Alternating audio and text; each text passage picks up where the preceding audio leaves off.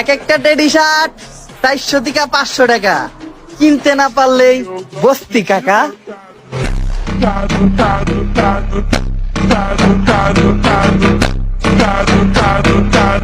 Eu gosto de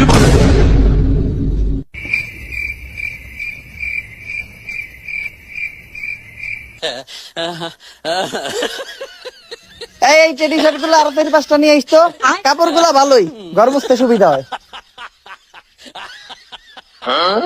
ঠিক আছে আম্মা। বাইগান।